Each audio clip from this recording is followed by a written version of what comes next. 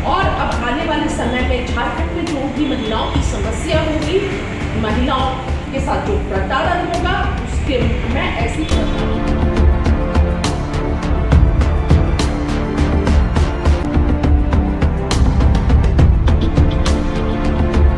झारखंड प्रदेश प्रवक्ता बनने की खुशी में कांग्रेस नेत्री जेबा खान ने मीडिया एवं पत्रकारों के साथ आज एक प्रेस कॉन्फ्रेंस किया, जिसमें उन्होंने झारखंड सरकार के 4 वर्षों के कार्यकाल की उपलब्धियों को बताया। वहीं उन्होंने केंद्र सरकार को भी घेरा। आइए आज का वक्तव्य सुनते हैं जेबा खान की जुबानी। कॉन्फ्रेंस करने का ये मकसद है कि मैं झारखंड की प्रवक्ता बनी हूँ, तो मैं इस पार्टी के आला कमान का बहुत बहुत शुक्रिया अदा करती हूँ कि उन्होंने मुझ पर विश्वास जताया है। झारखंड के लीडर्स का शुक्रिया अदा करना चाहती हूँ कि उन्होंने मुझ पर विश्वास जताया है। एक प्रवक्ता होना अपने में बहुत बड़ी जिम्मेदारी होती है और मैं ये पार्टी को आशा और विश्वास दिलाती हूँ कि ये जिम्मेदारी मैं बखूबी पूरे ईमानदारी के साथ इस पर खरी उतरूंगी। ठीक है, पहले भी मैं बोलती थी चैनल्स में, 5 सालों से बोलती आई हूँ, लेकिन एक पार्टी का प्रवक्ता बनना अपने आप में मैं भी बहुत खुश हूँ।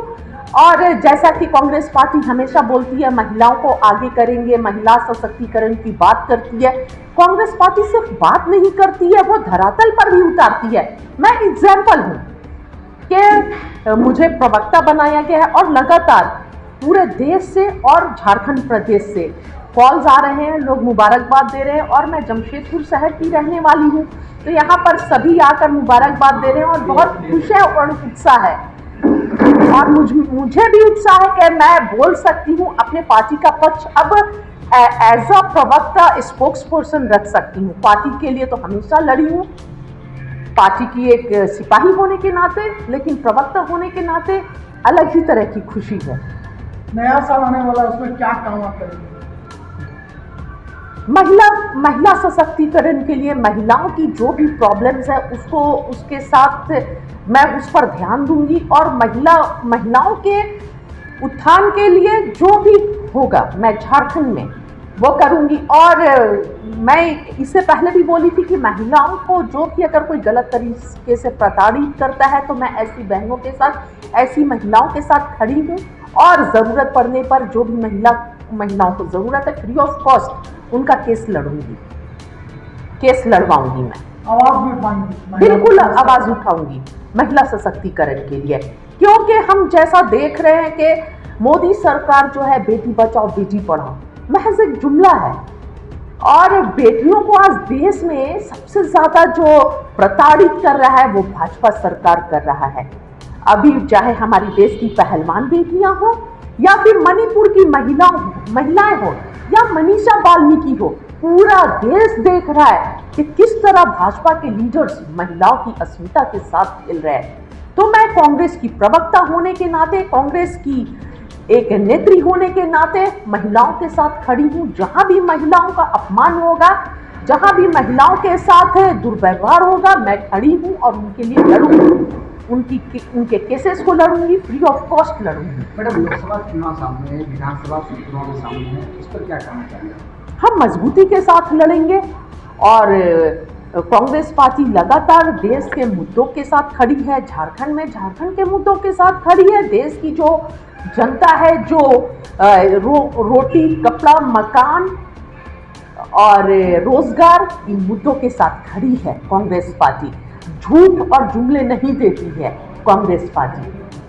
मैडम, अक्सर देखा जाता है कि कांग्रेस में झूठ की राजनीति काफी हो रही है, इस पर क्या कहना चाहिए? देखिए, कांग्रेस में हो रही है, कोई ये नहीं, हर पार्टी में जब एक परिवार है, बड़ा परिवार है, जब चलता है तो थोड़ा बहुत परिवार में इस तरह की घटनाएं होती हैं, थोड़ा बहुत आपस में डिस्प्यूट चलता है। जब बहुत सारे बर्तन एक जगह होते हैं तो टंजन आवाज होती है। लेकिन दिक्कत यह है कि भाजपा में भी है, बहुत हमसे तो बहुत ज्यादा है, पर वो बाहर नहीं निकल के आता है। लेकिन अगर कांग्रेस पार्टी में कुछ भी होता है तो वो पूरा नेशनल मुद्दा बन जाता है। सरकार के 4 साल पूरे हुए, इसमें क्या कहना चाहिए? 4 साल बेमिसाल हेमंत सोरेन जी ने बहुत अच्छा काम किया है।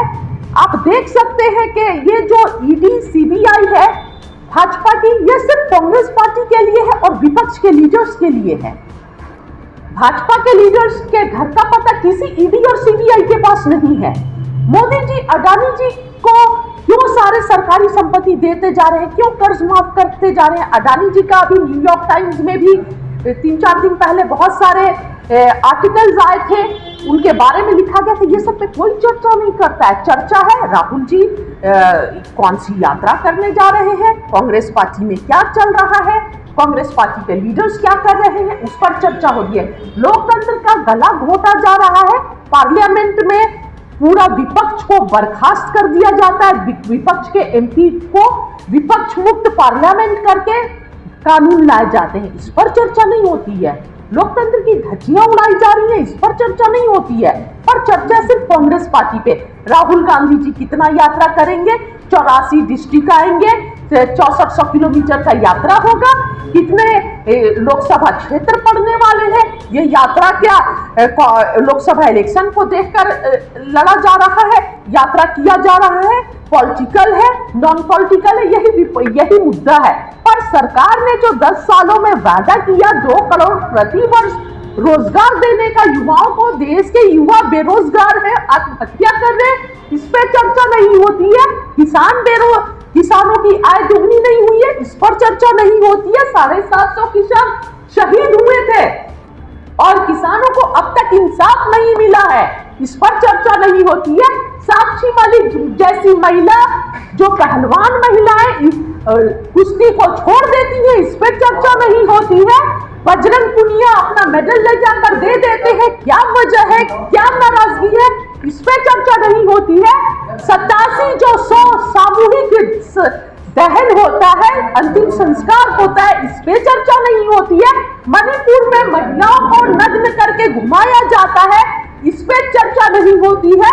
और अभी तक मणिपुर के चीफ मिनिस्टर जो है वहां के बने हुए हैं पद पर, और चीफ मिनिस्टर ये गृह मंत्री जी बोलते हैं कि वो बहुत पूछ कर काम करते हैं। यानी जो मणिपुर की घटना है आपके परमिशन से हुई है, ये सब पर कोई चर्चा नहीं होती है। सिर्फ राहुल गांधी जी कितना यात्रा करने वाले हैं, राहुल गांधी जी क्या हो रहे हैं, कांग्रेस परिवार में क्या हो रहा है, और जो हमारा इंडिया गठबंधन में क्या हो रहा है, इंडिया गठबंधन में फूट पड़ रहा है कि नहीं पड़ रहा है, किसने क्या स्टेटमेंट दिया, ये मुद्दा है। देश का बेरोजगारी मुद्दा नहीं है, अहंकार मुद्दा नहीं है, धोखा मुद्दा नहीं है, महिलाओं को कैसे सशक्त किया जाए ये मुद्दा नहीं है, महिला सुरक्षा मुद्दा नहीं है, देश में जो बेरोजगारी और महंगाई चरम पर है ये मुद्दा नहीं है। सिर्फ जुमलेबाजी दी जा रही है और देश की जनता को बेवकूफ बनाया जा रहा है। मैडम, अब झारखंड में अभी तो जनता तक कांग्रेस पार्टी जा रही है और जाएगी और बताएगी कि किस तरह जो युवा बेरोजगार है, किस तरह किसानों को जरूरत है सरकारी लाभ की, किस तरह किसानों को जरूरत है।